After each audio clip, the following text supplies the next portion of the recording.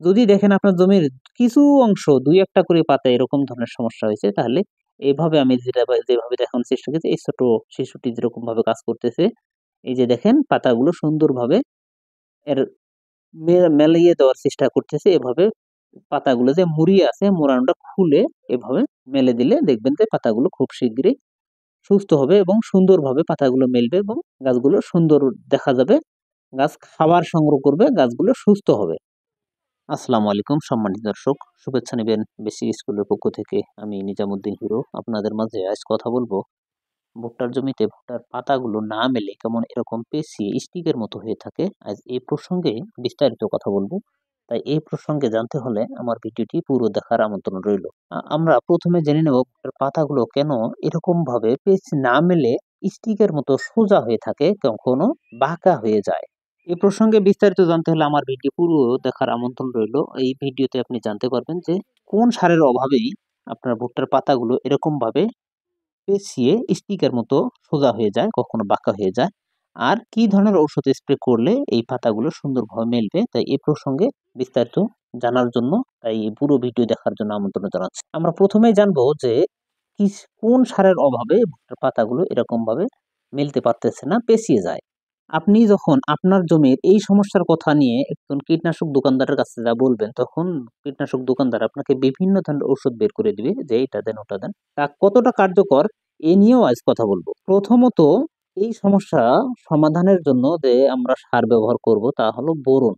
বোরনকে কিন্তু কৃষি ফসলের জন্য একটি হ্যামার বলা হয়। আবার হয়তো মনে করেন এটা আবার কেমন ধরনের হ্যামার।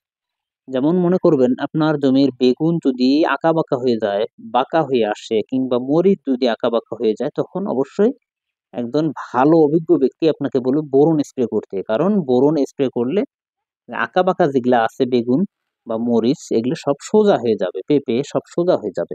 তাই এই সমস্যা যে আপনার জমির পাতাগুলো মেলতেছে না, এর জন্য কিন্তু প্রথমত প্রয়োজনই হলো বোরন। তাই এর জন্য বোরন প্রয়োজন। এছাড়া এর জন্য আপনি অন্য কোনো ধরনের স্প্রে করে, অন্য কোনো সার প্রয়োগ করে তা কিন্তু ভালো ফলাফল পাবেন না।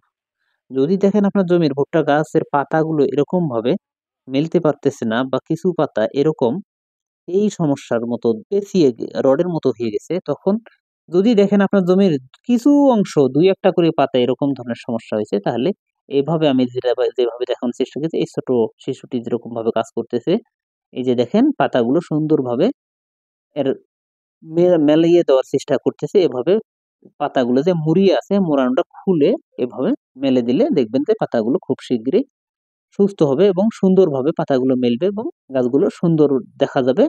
গাছ খাবার সংগ্রহ করবে, গাছগুলো সুস্থ হবে। আর যদি দেখেন যে আপনার জমিতে এই সমস্যাটা অনেক ব্যাপক পরিমাণ, যদি দেখেন যে অনেক অনেক জমিতে কিন্তু এই 50% পর্যন্ত এই সমস্যাটা তৈরি হয়।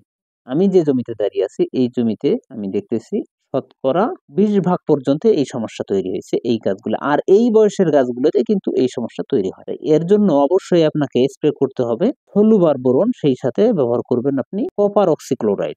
বিশেষ করে ভুট্টা ক্ষেতে কিন্তু বোরনের জন্য ব্যাপক পরিমাণ প্রয়োজন। তা হলো বোরন গাছের পাতাকে মেলতে সাহায্য করবে, পাতার শ্যালক সংশ্লেষণ বৃদ্ধি করতে সাহায্য করবে। সেই সাথে যে ফসলের যে দানা তৈরি হয়, ফসলের দানা তৈরিতে কিন্তু বোরনের অনেক বেশি বড় ভূমিকা পালন করে। কারণ বোরনের অভাবেই কিন্তু ভুট্টা ক্ষেতের যে দানাগুলো চিটা হয়ে আসে, সাদা হয়ে আসে, এটি কিন্তু মূলত বোরনের অভাবেই তৈরি হয়। তো এর জন্য বোরনের কোনো বিকল্প নাই।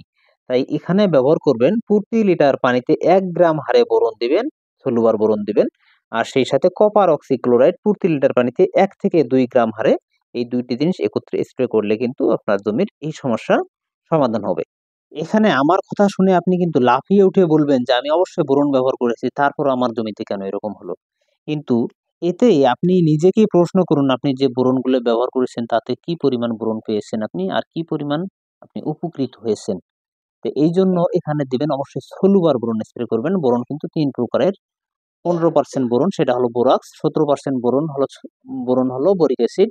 বরিক অ্যাসিড শুধুমাত্র মাটির নিচে প্রয়োগ হয়। আর আপনি এখানে ব্যবহার করবেন অবশ্যই সলুবার বোরন। সলুবার বোরন গাছের পাতায় স্প্রে করার জন্য যেটা, সেটা হলো সলুবার বোরন। তাই এই ৩ প্রকারের বোরনের মধ্যে আপনাকে বুঝতে হবে কোন প্রকারের বোরন কিভাবে কখন প্রয়োগ করবেন। এখানে অবশ্যই প্রয়োগ করতে হবে সোলুয়ার বোরন, যেটা স্প্রেযোগ্য 20% বোরন। এই পাউডার আপনাকে স্প্রে করলে ইনশাআল্লাহ এখানে আপনি ভালো সমাধান পাবেন। বেসিক স্কুল ইউটিউব চ্যানেল সর্বদা আপনাদের মাঝে কৃষি সেবা দেওয়ার জন্য নিরলসভাবে পরিশ্রম করে যাচ্ছে। তাই বেসিক স্কুলের ভিডিওগুলো যদি আপনার ভালো লেগে থাকে, এই কৃষি বিষয়ক ভিডিওগুলো যদি আপনার ভালো লেগে থাকে, তাহলে অবশ্যই চ্যানেলটি আপনি সাবস্ক্রাইব করবেন। আর যদি আপনি আমার ফেসবুক পেজ থেকে দেখে থাকেন, তাহলে আমার ফেসবুক পেজকে অবশ্যই ফলো দিবেন, আর সেই সাথে আমার ভিডিওতে লাইক করবেন। আর আপনার ফসলের কি ধরনের সমস্যা কমেন্ট করুন আমাদের পেজে, ইনশাল্লাহ তুলে ধরবো আমাদের বেসিক স্কুলের ক্যামেরায়। দর্শক, কথা হবে আগামী পর্বে অন্য কোনো ভিডিও নিয়ে, অন্য কোনো টপিক্সে। আজ এ পর্যন্ত, ভালো থাকবেন, সুস্থ থাকবেন।